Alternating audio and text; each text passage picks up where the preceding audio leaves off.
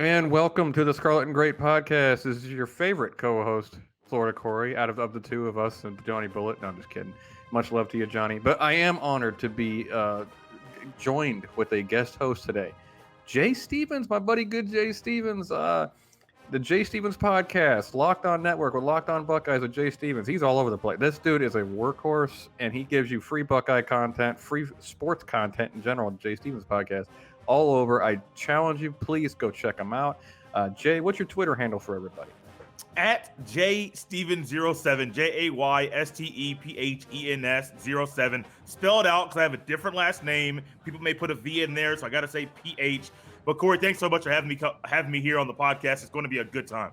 Absolutely, man. I was psyched when you said you'd do it because I know it's like it was short notice. I was like, I could use a guest host here. Jay, what we're talking about today, okay? We've gotten some camp updates. Now we're all in football mode now. Basketball season's been long gone. It's been over with. We're all in football mode, and all we have is morsels and scraps coming from spring practice. But we do have a couple of juicy bits there. We have a couple of position changes. I should say, if I could spit it out. We'll start with one that's a little less talkative than the other one. Demario McCall, who's been at Ohio State, I think, since before JT even. I mean, he's been here forever. He was an H-back, running back. He was a guy who was a shifty running back. Never really found his place on the offense, whether it was with Urban Meyer or Ryan Day. Now they look like he's trying him out at defensive back, which is a bit of a surprise. I don't think anybody really predicted that one. Let me ask you, Jay, when you first heard about that, what did you think about Demario McCall switching to DB? About time that he tried to change positions. And it's not a knock on him. It was just very clear that his skill set, no matter if it was under Urban or under Day, he's not getting on the field on offense. Running back, 5'9", 195, shorter guy, kind of sturdy, got the speed, but you have guys in front of you that under Ryan Day's type of offense, they're going to start in the running back position. Urban Meyer, H-back. He had better H-backs than him, which is why the guys that were in front of him, a lot of them are now in the NFL. So I think it was about time that McCall ventured out and said, I need to do something to get on the field. Maybe it's too little too late. Maybe going to the defensive side right now, maybe the proper time. Because you have a suspension, Marcus Hooker. You have an injury, Sevyn Banks. So there are other injuries as well. So you have all of these factors going into the timing of this. And I just think it's about time. Because if this happened last year, I think he'd be way more prepared and acclimated to the defense and possibly would start during the spring game because he knows the calls, he knows the reads, he knows the footwork, the technique, everything. Happy for him. I hope it works out. But it's about time he tried to change things up at Ohio State. Yeah, that was interesting. I think he has athleticism to do it. This is his last year. It's just so hard to change positions, actually try to get on the field. It provides some depth in an area where we need it really badly. Marcus Williams had said something. Look, I like Marcus Williams, but he said something a little ridiculous in my opinion. He said this is the most talent he's ever seen since he's been here at defensive back at Ohio State. And I'm like, oh yeah, 2019 didn't happen. I guess not. My goodness, dude. You had 2 first-rounders and a guy who plays like a first-rounder in Fuller, and then you had Shaun Wade, who could possibly find his way in that first round, who may not have been shining as an outside corner, but he obviously was the beast at the inside, a slot corner and roamer. Come on, Marcus, man. Look, I have confidence Brown and Banks that when he gets healthy can be good. I have confidence that some of the young guys could boss this. Apparently Denzel Burke is just ripping it up as a freshman. I have confidence a lot of the talent we're adding. J.K. Johnson and Jordan Hancock haven't even gotten on campus yet. Total confidence that we got some good players coming in, but let's simmer down just a little bit there. I mean, that was like an all-timer at Ohio State DB room, but that was one that would match Denzel Ward, Conley, and Marshawn Lattimore. That was up there. Anyways, but yeah, I kind of agree with you, man. Just find a way to get him on the field. I was hoping the returner would be his niche, and it just hasn't happened. But I would early on, Jay. What are you going to say if like we're beating somebody? Not going to be Oregon, obviously. Not going to be Minnesota, but somebody after that. What if we're beating them something like 56-0? They say let's just empty the bench, let these guys play. What are you going to see if you see Demario McCall go out there and give it a shot at corner? Good for him. I'm thinking the Tulsa game early on in the season. I actually interviewed a beat writer works in Tulsa covering Oral Roberts during the tournament, and they said after the interview, "Well, if you want to interview me during the Tulsa game, go for it." I was like, "Okay, perfect. Like, help me fill the schedule out during the football season." That Tulsa game could probably happen, Mhm. and it'd be good, very good. Now, you also know if you're up that big, the team may throw the ball, but you're not Yeah. going to get that many chances to showcase your skills, your technique, and show that you deserve to be on the field. However, he can stop in the run. I don't know if he's ever played defensive back. I'm still doing my research and going back to his younger days. But if you're playing in the run game late in the game and you're trying to stop the run, buddy, those running backs are coming and they don't Mhm. care your past. They don't care what you did the day before. All they know is you're in their way and they're trying to run you over. So that, my friend, could be something right there where it's like, well, it's crunch time. I mean, it's not crunch time. It's mop up duty. Excuse me. Mhm. And now I got to figure out. I've been worried about stopping receivers the whole time.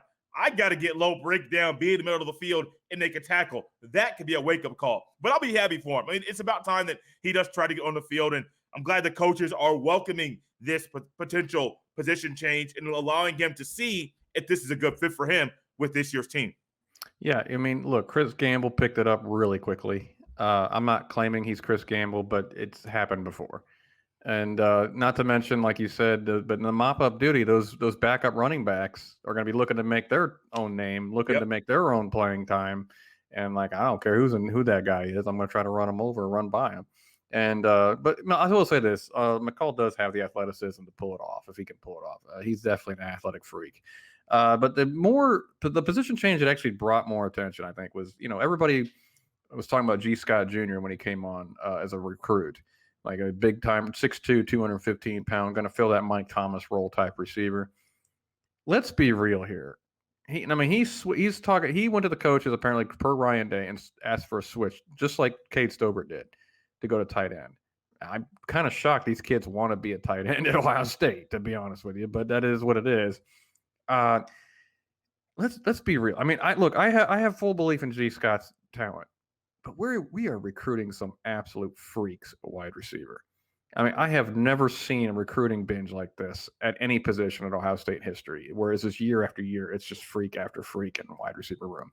And imagine him seeing Marvin Harrison Jr. doing really well, and then you see Emeka Egbuka taken to the house because he's just a freak. I mean, these are young guys. These aren't even the Julian Flemings and Jackson Smiths. Do you think that played into why he might have want to make the switch? I mean, the official reason is his weight's going up. He's getting bigger, but he's 6'2". He's going to be 230. I mean, that's not impossible for a wide receiver. Do you think that might play into it a little bit? Possibly. Something that I've been thinking about for a while, and I don't want to say this is the reason, but I was talking to somebody and I was looking on Twitter. It was a number that came out to me about college basketball, Corey. And they said in college basketball right now, there are over 1,100 players in the transfer portal. Now, D. Scott, he is currently at Ohio State, not leaving. But maybe this is a sign some of those guys in college basketball, they don't want to compete.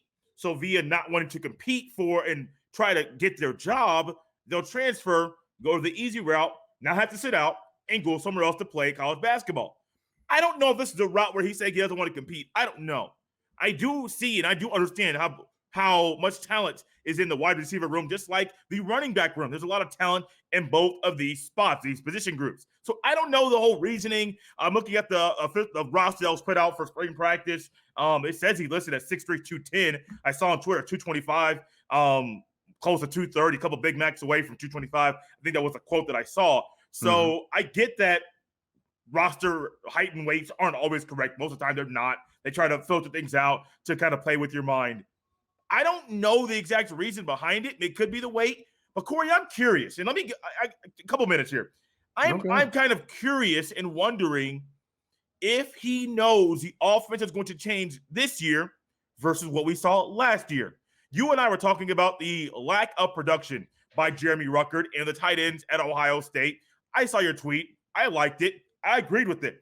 Ohio State tight ends aren't utilized properly at all. And it wasn't just this year. No, Urban, they weren't utilized very much under Urban either. Different offense, different guys that were there, but they weren't utilized properly. I look at Ohio State, and they normally have too many times to me, they run 12 personnel or 2 tight end sets on the field. So last year was Farrell and Rucker. A lot of blocking consistently. Well, these guys, as you saw in Clemson, the biggest game of the year at that time, they can get open and they can move the ball. They can score. So now you're wondering, myself, and probably maybe you as well, looking back on the season, what would have happened if they were utilized properly every game? Would Justin Fields have had the struggles during portions of certain games, small portions, not the entire games, as some of the mainstream media will say, oh, Justin Fields struggled against Indiana. Watch the tape, guys. He actually killed most of the game. They were up, I think, 21 points, and then everybody let off the gas. It wasn't just Fields. It was everybody. Plus, Indiana, a top 5 defense in all of college football, not just the Big Ten. A couple factors there that people may not say to you about the Indiana football team. But I'm curious and wondering if he knows about a change in the offensive set, offensive play calling that may aid him. Now, 225 at tight end, Corey, you're going to have to put on some more weight, especially in the Big Ten. Big Ten football tight end, you're going to have to block. Yeah, you may be on the line a little bit. You may be split out a little bit, but you're going to have to block. So 225 is good to me. He's going to have to put some more weight on. How is that going to go with his speed? He's not going to lose his hands. His hands are going to be fine. But you're going to be going up against defensive ends. These 3-4 D ends, a lot of them maybe 300 pounds. They're going to have 50-plus pounds on you. Are you ready for that little fight to get off the line? Are you ready for that linebacker who's 240 that's coming down to knock you down as soon as you get off the line to knock you off your route? Are you ready for that? Probably not. But these are things that I think about when going into a possible position change for him to go from wide receiver to tight end. I hope Ryan Day properly utilizes the tight ends this year because Jeremy Ruckert is way too talented to only have 13 catches in an entire season. The entire offense would run a whole lot smoother if you utilize the tight ends properly. I don't like the 2 tight end set. I wish with just 1 tight end, you get the wide receivers out there 3 wide and throw the ball around. But I'm curious, is it the weight? Does he know about a possible schematic change for the offense? So many things that go into this. But I'm curious to see what happens during the spring game when he does get on the field. Maybe that tight end role, because a spring game is one thing, very, very dialed back, very, very vanilla, but it's still going to see a lot for him going from one position to another because just the technique, Corey, from wide receiver to tight end is a lot different. Yeah, of course. And I could see him as maybe a big H-back, but tight end's a little bit of a stretch right now for me because I mean, I look. Immediately I see the tweets. Oh man, he's going to be a matchup nightmare for linebackers and safeties. I'm like, I would agree if we ever did that. But we don't do that very often. You know, we usually keep them in for max pro or to zone block or whatever to get guys. I mean, look, I think G can be a weapon for sure. I just don't trust us to use it. So I made that tweet that you're talking about. I have no idea why anybody want to be a tight end at Ohio State. When the guys we brought in the last 2 years are Joe Royer, 6'5", 225, Sam Hart, 6'5", 225, who's coming in later. And so you already need to be, like you're talking about weight, at 225 coming in. Right. You know, and he's not even 225 yet. And he's 6'2", 6'2 and a half, 6'3 if you stretch it, I guess. Right. So he's going to be, you're right. He's going to be, I mean, Rashad Berry was 6'4", and he was considered small, so I don't know how it's going to work. I hope you're right. Let's put it that way. I hope that Jay Stevens is calling a shot. He's right now he's saying, schematically, we're going to change. We're going to use you in the slot as an H-back, and you're going to be block the walk out for us on rundowns. But other than that, he's definitely not a traditional tight end. And my dad brought it up to me earlier. Well, Shannon Sharp is only 6'2". I was like, they didn't use Shannon Sharp as a blocker. That was not his game. Shannon Sharp was a great receiving tight end, and I would love for G to be used that way. It's just, I mean, I hear it every year. I'm sick of hearing it every year, man. Jay, you've been there. You hear it every offseason. This is the year. This is the year of the tight end, and I just think to myself, I'm done listening. I need to see it. We got a guy who was a 5-star tight end who you bulked up dramatically from where his high school days, which he needed to. He's become a better blocker. Now he needs to be used as a receiver. We've shown how he's a good receiver when we do use him. Zach Smith pointed out, we went several games last year, no targets to the tight end, not even a target. Now, don't get me wrong. I brought up the 13 thing catches to you before the show. It just occurred to me, well, it was only 9 games, which is not terrible. But when you see these guys who get in the first round, and Jeremy Ruckert is a first round talent, when you see these guys get in the first round and they're getting 45, 50 catches, like Iowa, Stanford, Miami, they focus on the tight end quite a bit. I'm not saying we have to do that, but how do we not ever see matchups in the Big Ten, no less, where the tight end can be utilized? I mean, that kind of, I understand we got Olave, Wilson, Nick Jigba, Fleming. We got Marvin Harrison Jr. We got 1.5 million receivers. We got studs at running back coming in, and Henderson and Pryor, who are great receivers out of the backfield, things like that. I mean, I get it, but I just think if you just use as many weapons as humanly possible to throw the defenses off from week to week. But again, Ryan Day's forgotten more about football than you and I will ever know. I'm going to trust him, but I don't know. Again, when I made that comment, Jay, I'm going to tell you what the biggest response to me was, and you go ahead and answer this. I have my answer, but I want to hear what you have to say. Will they get to the pros? And my answer is, yeah, everybody at Ohio State at every position gets a shot at the pro. JT Barrett got a shot at the pros.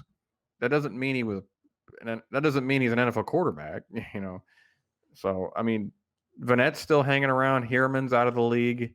Ball's hanging around the practice squad somewhere in Washington, I think. Maybe not even be there anymore. Stoneburner was 3 years and then 2 years in the practice squad. I mean, they made some money, great, but that doesn't mean you aspire to be a tight end at Ohio State. So what's your response to that? They make it to the NFL. Corey, I quickly, when I heard that, looked up Nick Vanette's stats from his career in the NFL, not from Ohio State, from the NFL. He has his best year was 2018 in Seattle, 29 catches, 269 yards in the air, 9.3 yards of reception, 3 touchdowns. On his career, he's been playing in the NFL since 2016. 5 total touchdown catches. 5. On one hand, 5. That's it, 5. And he had a pretty good quarterback in Seattle. Outside of that, his next most receptions in a season, 14. 14 in 2020, 13 in 2019. Those are 2 and 3 as far as receptions. So yes, they make it to the NFL. Are they being utilized properly? Maybe for the NFL, but I think it would have come in and done a whole lot more at Ohio State. They've been properly prepared, more prepared for what comes in the NFL. Well, they make it to the NFL. Yes, that's one thing. I am very big on, Corey, making your second contract, because a lot of guys don't make your second contract. You may get drafted high, but it's a quick, steep, and a crazy drop-off whenever you realize, wait, so this isn't college. I'm not as fast as I thought. I'm not as strong as I thought. I have defensive ends that are 6'5", 270 that are as fast as I am. I have linebackers that are faster than me. So how am I supposed to get past these guys? I didn't learn about this at Ohio State. I wasn't utilized properly. So all of a sudden, not Vanette, but so many other guys, they come in, they're like, well, Ohio State's great. It's the best program in the world. But it didn't properly prepare me for the NFL for my particular position. So, yes, making it to the NFL, that's great. That's a dream. If you or I could ever make it to the NFL playing or whatever, broadcasting, covering a team, great. Okay, cool, whatever. We'll possibly do it. But at the same time, you got to be on your game, A game. Because getting your first contract, okay, that's great. Getting your second contract, that's huge. Not every guy makes it. And now we're finding out Ohio State's great, but they got to use a tight end a whole lot more. Because just imagine if Ohio State properly used a tight end for the past 10 years. Well, some of the losses that Ohio State had probably wouldn't have happened because the tight end's utilized and the defense can't schematically look at you and scheme things to slow you down. Part of the reason Ohio State did so well against Clemson was because of the use of the tight end. I am not a big fan, me personally, with the amount of talent that's at Ohio State with the 2 tight end set, but it worked against Clemson, and we saw what happens when the tight ends are utilized. They're wide open, they catch the ball, touchdown. So getting to the NFL, that's great, but you got to be able to utilize it properly while you have him in Mm. Columbus. To me, that's a lame, immature, not well-informed response. Maybe that's what they were taught. Okay, that's great. That's not a well-informed response to make it to the NFL. No, there's way more to it than just that. Than just make it to the NFL. Utilize Rickard properly. First round talent that he is. Will he be a first round grade at the end of the season? We don't know. But if he gets more catches, if he shows off his entire skill set, he'll probably be a day 2 pick. And I have no problem saying that right now. Yeah, I agree with you. And like I said, no matter what position you are, kicker, punter at Ohio State, you're going to get a shot in the NFL. Yeah. Look, we're having 2 first round quarterbacks in a row at Ohio State. That doesn't happen often. So I agree with you on that. I think the NFL argument. I mean, look, I get it. Vanette and Hierman are millionaires. Okay, I get that. That's fine.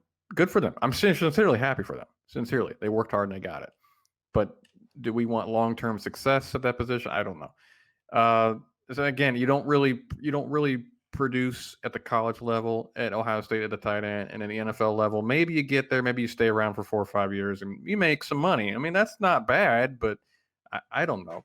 I'm looking at a point of view from a wide receiver switching from wide receiver to tight end. Where wide receiver, we get the ball. Tight end, you don't. You're an extension of the offensive line, essentially.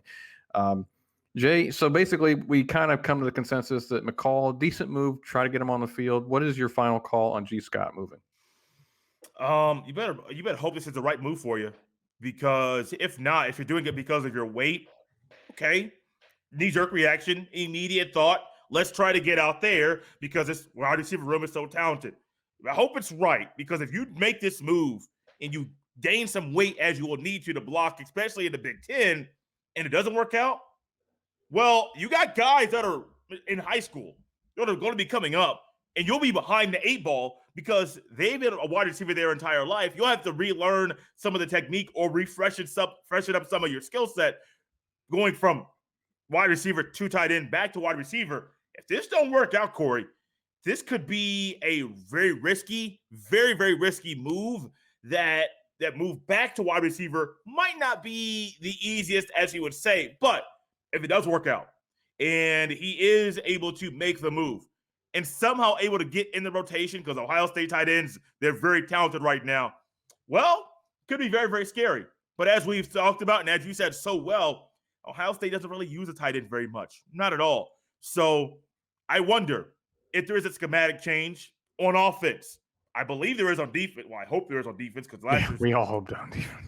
Goodness, I may share that later on Locked On Buckeyes, because I have some thoughts about that one right there. But if there's some schematic changes on offense and Scott is going to be a key piece at tight end, be utilized, I'll wait and see what happens. I'm a little hesitant with the move right now. I was not as excited as many people listening or watching this were on Twitter saying, oh, I like it. Pump the brakes. Knee-jerk reaction. I'm not a person that jumps on to love or hate anything right away, because there's always more to the story. And I want to see how he does on the field at tight end. Awesome, Jay. I appreciate you coming on, brother. Let them know where they can find you again, man. And I will definitely keep and by the way, anybody who's reading the description, his links to his podcast will be in his Twitter will be in the description. Corey, man, this has been fun. Really appreciate it. You invited me on. Love talking football. And like you said earlier, basketball season is over. We're in football season now in April. It is April 3rd. So I'm very excited to be here with you. Follow me on Twitter at jstevens07. You can listen to the podcast, the Jay Stevens podcast. It comes out every Monday, every Thursday. I have a former basketball player.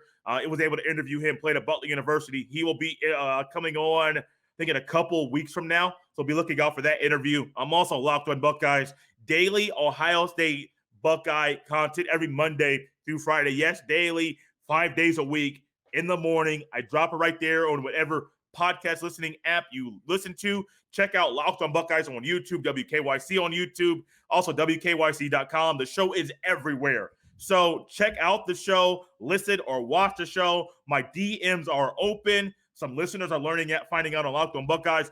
Jay says his DMs are open, and he replies very quickly. So tweet at me, I'll respond.